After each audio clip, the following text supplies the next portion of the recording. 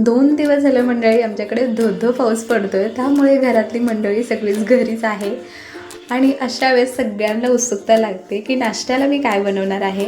तर आज नाश्त्याला खूप जास्त तेलकट वगैरे काही न बनवताना सिंपल पण खूप टेस्टी नाश्ता बनवते. त्यासाठी रात्रीच मी 1 वाटी वाटाणे भिजत घातले होते. सकाळी स्वच्छ पाण्याने धुवून घेतलेले आहे. त्यानंतर कुकरमध्ये घातले. एक मोठ्या आकाराचा बटाटा यामध्ये घातलेला आहे कट करून, साल काढून.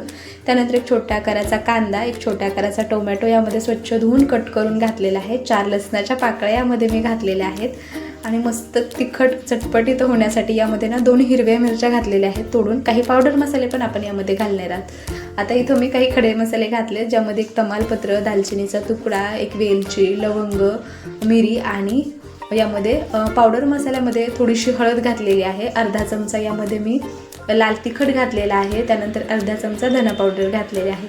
आता यामध्ये भरपूर सारं पाणी घालायचं, म्हणजेच बटाट्याच्या वरती 1-2 इंच पाणी राहील एवढं पाणी यामध्ये घालायचं आहे. यामध्ये चवीनुसार मीठ घातलेलं आहे.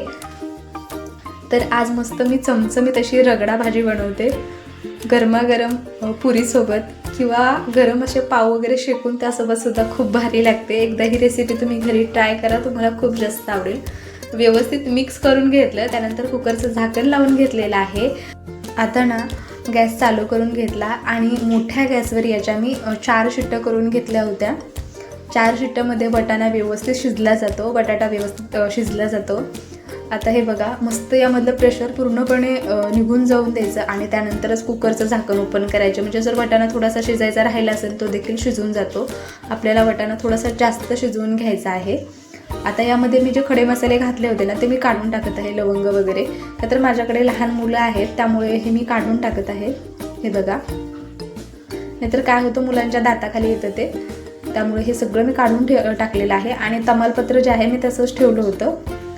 आता ही सगळी भाजी आपल्याला व्यवस्थित अशी मॅश करून घ्यायची आहे. हवं असेल तर तुम्ही पावभाजी मॅशरने जरी मॅश करून घेतली तरीसुद्धा चालणार आहे. पण वाटाणे जर व्यवस्थित शिजवून घेतले असं चमच्याने जरी घोटून घेतलं तरी देखील व्यवस्थित असं हे मॅश होतं. बरं मंडळी, तुम्ही जर आपल्या चॅनलवर आज पहिल्यांदा आला असेल, आणखी आपल्या चॅनलला सबस्क्राईब नसेल केलं तर जरूर सबस्क्राईब करा अशाच टेस्टी आणि सिंपल रेसिपी पाहण्यासाठी. आता व्यवस्थित भाजी मी मॅश करून घेतलेली आहे. कढई गरम करण्यासाठी ठेवली. 1.5 चमचा तेल घातलं. तेल हलकंसं गरम झालं की त्यानंतर यामध्ये अर्धा चमचा जिरं घातलेलं आहे. 2 हिरव्या मिरच्या घालायच्या आणि काही कढीपत्त्याची पानं घालायचे. गॅस हा लहानच ठेवायचा आहे. हे बघा, आता यामध्ये थोडेसे पावडर मसाले सुद्धा मी घालणार आहे. अगदीच लहान मुलं जर असेल तर इथं पावडर मसाले तुम्ही नाही घातले तरी सुद्धा चालणार आहे. आता इथं मी घरगुती जे लाल तिखट असतं ते घातलं. त्यानंतर थोडीशी धना पावडर घातलेली आहे. थोडीशी हळद यामध्ये मी घातलेली आहे. का तर ज्यावेळेस कुकर आपण लावला होता त्यामधलं जे बरंचसं पाणी ते निघून गेलं होतं, त्यामुळे इथं मी थोडेसे मसाले घातलेले आहेत. वरून थोडीशी कोथिंबीर घालायची. हे बघा, मस्त फोडणी तडतडली, छान असा घमघमाट यायला लागला की आपण जी रगडा भाजी तयार करून ठेवली होती ती भाजी यामध्ये घालायची. आता यामध्ये अगदी थोडंसं पाणी घालायचं, खूप जास्त पाणी घालण्याची गरज नाही. बघा, मस्त रंग आलेला आहे आणि चव म्हणानं मंडळी खूप जास्त भारी येते. जास्त तामझाम नाही, वाटण घाटण नाही, काहीच नाही, खूप भारी आहे. चपातीसोबत खाऊ शकता, गरमागरम भातासोबत देखील तुम्ही खाऊ शकता, गरम गरम पुऱ्यासोबत, पावासोबत ही भाजी खूप भारी लागते. त्यामुळे जरूर ट्राय करा. आता यामध्ये अगदी थोडंसं मी पाणी घातलं होतं. व्यवस्थित मिक्स करून घ्यायचं ह्या भाजीला. ही भाजी खूप जास्त अशी पातळ नसते, मस्त अशी लपथपीत दाटसर असते. आता काय करायचं झाकण ठेवून सुरुवातीला 2-3 मिनिटासाठी मोठ्या गॅसवर उकळी काढून घेतली. त्यानंतर गॅस लहान करून 5 ते 6 मिनिटासाठी ही भाजी मस्त मसाल्यांसोबत व्यवस्थित अशी शिजवून घेतली. म्हणजे आपण जे वरून पाणी घातलं होतं ते पाणी सगळं आटून जातं. वरून भरपूर सारी कोथिंबीर यावरती घालायची. मस्त संपूर्ण घरात याचा घमघमाट सुटला होता मंडळी. मस्त चमचमीत आपली ही रगडा भाजी तयार आहे. यासोबत खाण्यासाठी मस्त गरम गरम पुऱ्या मी बनवल्या होत्या.